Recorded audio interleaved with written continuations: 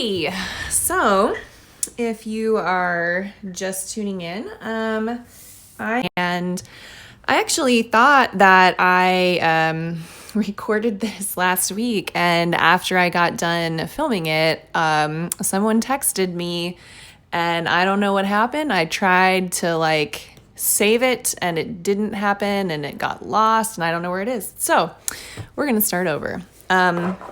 So what I have here is the Lantern Oracle.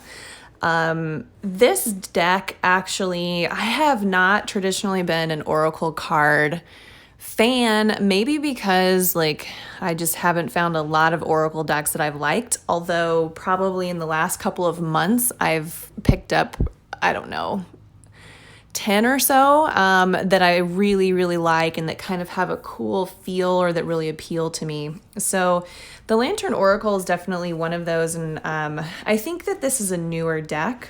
I'll kind of hold this up so you can see here. The illustrations are absolutely beautiful as we kind of look through the cards. I've already unwrapped them. But the illustrator is Yuli Alejo, and the deck itself is designed by Angelina Mirabito.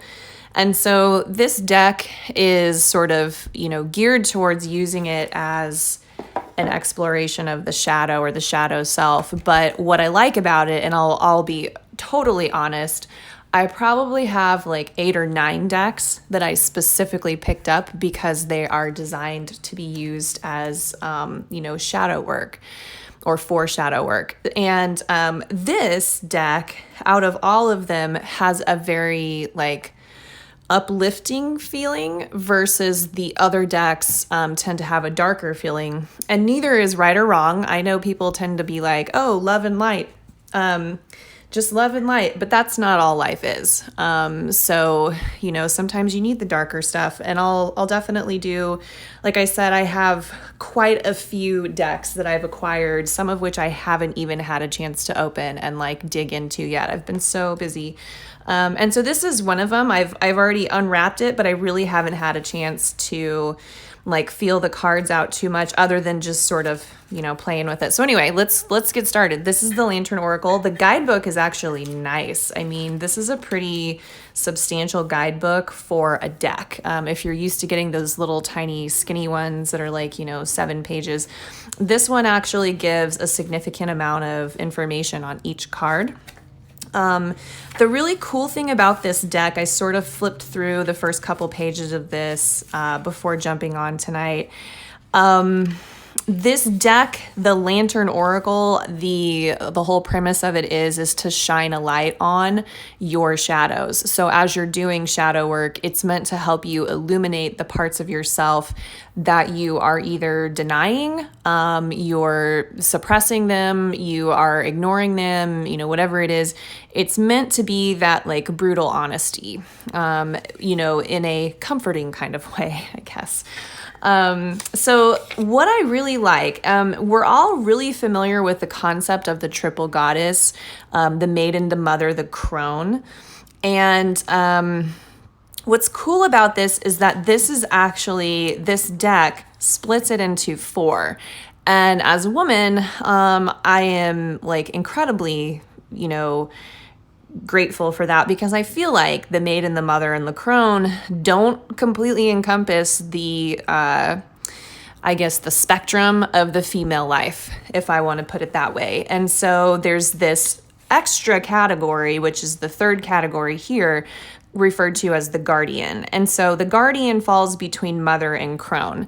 And if you're like me, I'm almost 39 now, and I'm kind of I am a mother, I have a teenager, but the mother is typically, depicted as a young mother in most of the triple goddess imagery. And so the guardian is kind of somewhere in between that young mother, who's new to being a mother, and the crone, because I'm okay, well, I'm not wrinkled as shit yet. So there's this other category, which I really like. They kind of divide the cards into these 4 categories, and each card or each category has roughly 11 cards in it. to make a total of 44 cards.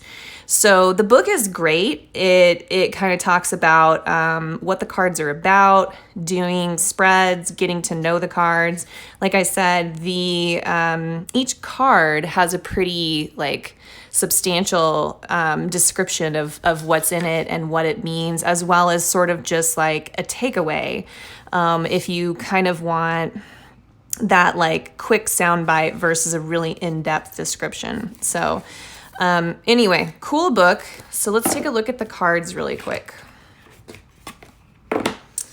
First of all, the cardstock is really thick. It's really sturdy, and it's definitely probably something that's going to be really stiff if you were to try to like split it and shuffle like you would a traditional shuffle of like playing cards, which isn't good or bad, you know. The finish on the cards is kind of a matte, so it's not glossy. They do stick together a little bit when you are shuffling. But I do like it. It's a really nice, substantial cardstock. So I'm just going to kind of quickly flip through the cards so you can see each one. And then I'll move on to the next deck. But what I do like about this is there's a significant amount of diversity in this deck. You tend to see a lot of tarot decks whitewashed, and there's not a lot of representation ethnically, but then also from an age perspective, there's not a lot of representation or LGBTQ or really anything outside of kind of like the norm of where Rider-Waite decks started. So the cool thing is this is an ethnically diverse deck. It's maybe not as diverse as it could be, but there's better representation amongst some of the imagery. But the art is great. I really, really like the quality of the images. Very expressive, and you can almost read it completely intuitively. But the cool thing is each of the cards, in addition to having like the title of the card, there's also a statement. So even if you don't want to pull out the book, it gives you something to go off of that you can kind of internalize. And, and these could even be done with like doing, a morning ritual and kind of like repeating your card statement as a mantra, or whatever helps you kind of internalize the messages. So here, I think right around here is where we move into the mother. So all of those first 11 cards were in that maiden category. Like I said, there's the 4 categories. So now we move into mother. Which these are just so great. These are so expressive, and you can just kind of feel the emotions. And I believe that this is the deck creator, kind of describes it as healing through feminine wisdom. Obviously, so all of the characters are female or feminine. And that's kind of the point of it, is it's more of a intuitive deck that way. Not that like you dudes can't use it or anything. I don't want to give that impression. But very cool, very, very cool imagery. I like how colorful it is. And the messages are definitely something, that we can all stand to hear from time to time. So I think here's where we get into the guardian. So this is after the mother. The guardian is that like extra category that's been added here in between mother and crone. And these are meant to represent, phases of life that we all go through regardless of gender. We all go through phases of life, and it's a cycle of beginnings and endings. And that's something we all kind of have to explore. These are almost like so thick that it's hard to grab them from each other. These are so pretty. Really, really well done art. I love it. All right, and so then this last 11 cards, these are the crone. So this is the sort of, last cycle or last phase, or meant to represent that, and the changes and archetypes of it. Make sure I didn't. Okay. And what I like is you really don't see a lot of different age represented in tarot and oracle decks either, which is something that's neat about this deck as well, is you see young and old alike. All right, and that is it. So that is, once again, the Lantern Oracle.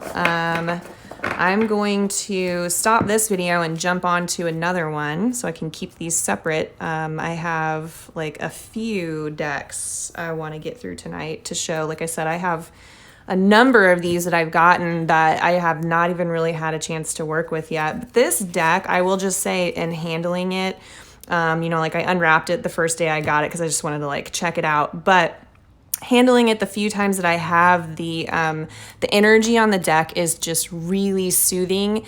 It feels like you're talking to your grandma or a comforting feminine mentor or something like that. So I mean, this is definitely one of those decks that is going to be straight up no bullshit with you, but it's going to say it in such a kind way that you don't get mad about it.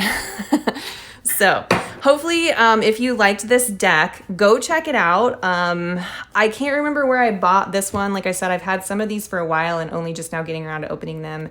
I'm sure you can probably find it on Amazon, but you may be able to find it at some smaller retailers too. So if you can find it at some smaller retailers, buy it from them and support small businesses. All right, thanks for tuning in. I'm going to tune right back in here in just a couple minutes with another deck.